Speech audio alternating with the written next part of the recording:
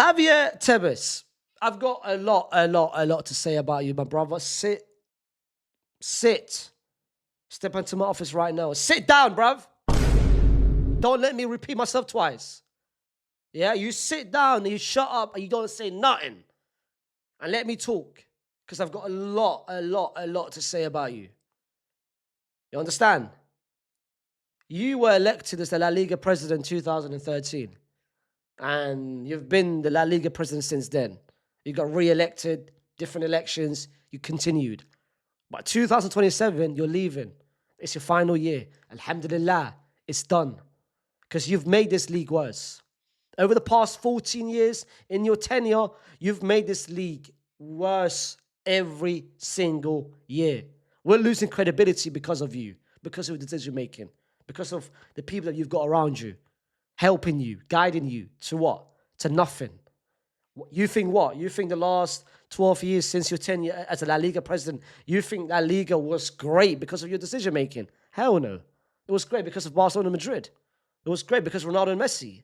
You did nothing, Ak. You did nothing. Messi and Ronaldo and Real Madrid and Barcelona will always carry this league to heights that this league will always have, and the spotlight will always be on them because of how good both teams are. But your actions over the past couple of years, your decision making over the past couple of years, you're making this league way behind Premier League. That's a massive gap between Premier League and La Liga, which wasn't the case 10 years ago or 15 years ago. 10, 15 years ago, undisputed, La Liga was the best in terms of everything. In terms of coverage, and just in terms of everything, La Liga was the standout. La Liga was the head of the table. You know what I mean? Same way Roman Reigns says, "Acknowledge me." Yeah. You know what I mean? La Liga was the tribal chief. It was Roman Reigns, fam, during his peak eras. You know what I mean? As a WWE champion, like 4 years, not getting pinned. But now, La Liga is like Solo Sikoa, fam. I love you, Solo. Bro, that's like Solo, fam. We know this Donny is a fraud. And this is what La Liga is right now. It's a fraud. It's a fraud. And yesterday's game between Barca and Rayo Vallecano, it proved it to me that this league is an absolute fraud. That was the pinnacle. That was the cherry on top. Because I've known it for the past couple of years. You know what I mean? I've seen it. I've seen a lot of action over the past couple of years. And every year I'm like, come on, man, this league is going bad. This league is going worse. But yesterday, oh my goodness, that was the decider, fam. That was the finishing line. That was the full stop at the end of the sentence. Because my brother, how you can have a game in La Liga in 2025 and you don't even know that VAR's not working, that is disgraceful. That is disgusting, bro. Disgusting. And yesterday's action is not a Barcelona issue. It's not. It's not a referee issue because it's a human error. It's a human error. He thought it was a foul at that moment of time. It's fine. Referees can make decisions. Referees can make bad calls and they can make great calls. That yesterday is a league issue. It's a La Liga issue. It's a Tebas issue. Because how you can start a game knowing that the VAR is not working is unacceptable. VAR should be checked 24 hours before a game is even kicked off. And that's the basics. I'm not even asking for advanced measures or analytical or give me cameras forward. And I'm not. I'm just asking the basic. Check if the system and the cameras is working in working order, full maintenance, 24 hours before a game, and you can't even do that right. The pitch should not be. Bro, I thought yesterday Barca and Rayo was playing in Iraq, fam, with the way the pitch was. And this isn't the first time. Last season it happened with Madrid as well. So I'm not aiming towards Rayo. This isn't a Rayo issue. You should know, even the club as itself, that you shouldn't have pitches like that, fam. But guys, I hope you guys I want you guys to understand one thing. Yesterday was just a one-off. It's just a one-off. But a one-off of so many issues that this league has had. And you can date all the way back, and you can even go in the future. In the future, I will give you an example. December, La Liga has apparently agreed that they want a La Liga game to be played in America. Barcelona and Real both agreed to it. Real Madrid complained, and alongside 17 other teams. Because why is the La Liga game being played outside of this country? You guys sold the idea of having the Super Cup being played outside, and it's fine. We accepted it towards the end because due to the financial reasons and due to the financial rewards that we thought we had. But it gave us nothing. The TV rights, horror. Absolute horror. So you selling the game is just a starting point and what is about to come. One game is going to lead to 2 games. And 2 games is going to lead to a tournament. And the tournament is going to lead to the whole league just being scrapped up and being played in different countries. Like Super Cup, okay. A Super Cup is fine. Bear in mind, back in the day, that never happened. Back in the day, the Super Cup was just 1 game. And then it became 2 games, home and away. And now it became 4 games. And since it became 4 games, it went to Saudi Arabia. Okay, they bought it, it's fine. Big money, it's fine. But now, having a La Liga game outside of Spain, come on, bro. Come on, that is just now... The plan has been seeded. The plan has been seeded right now of what's about to come. And in 5 to 6 years from now, I can see a whole 50% of La Liga games being played in different countries. Why? Because they want to rival the Premier League. The Premier League is the Super League. I hope you guys all know this. The Premier League is the Super League.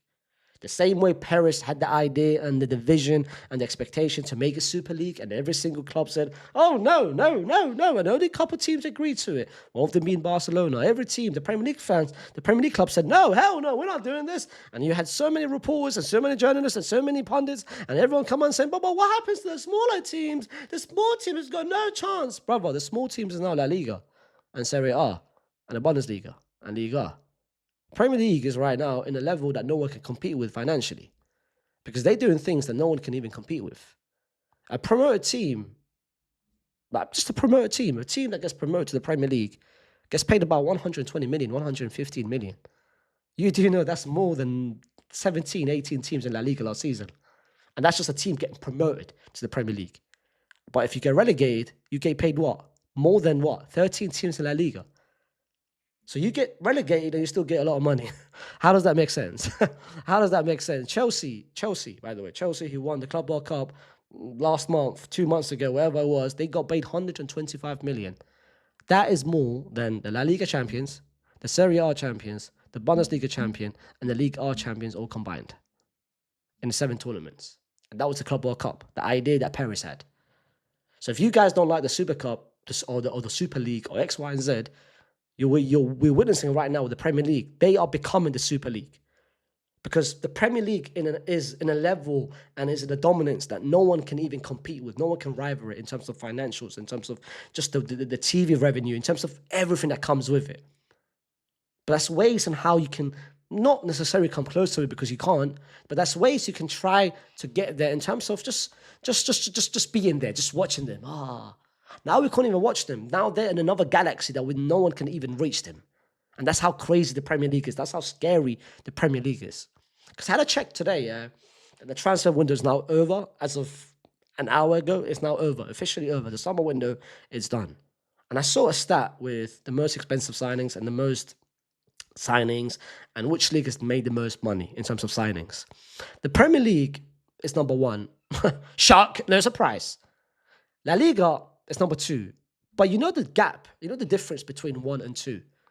The gap between 1 and 2 is close to 700 million. You guys understand what I mean? 700 million. That is the gap. Premier League, 1, 2, 3, 4, 5 of the most expensive signings in the Premier League.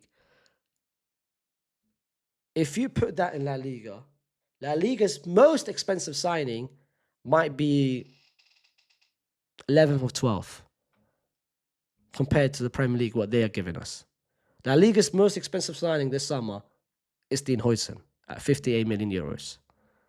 Premier League, you've got Isaac, Wirtz, Ekitike, Mbembo, Cunha, Gittins, Joao Pedro.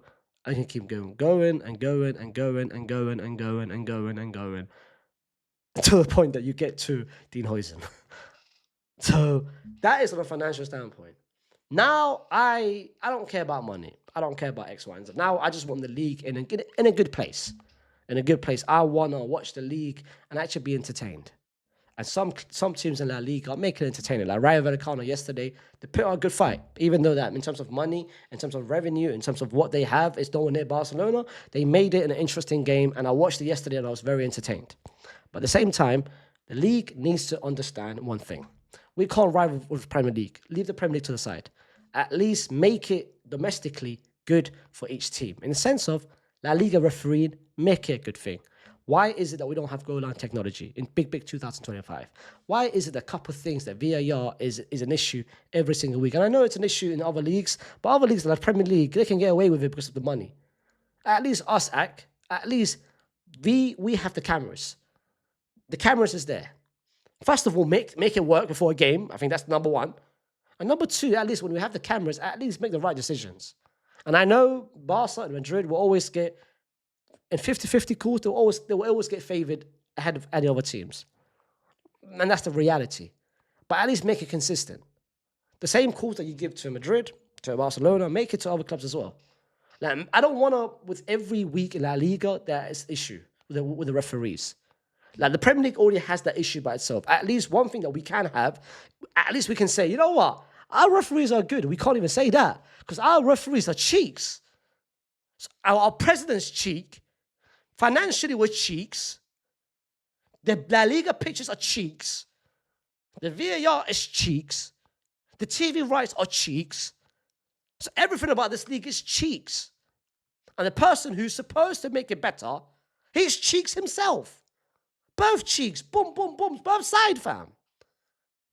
The moment this league gets to a level, which is a respectable level, it's the moment this Haywan leaves and vacates his position, which is 2027. Because before that, this league will still be the same.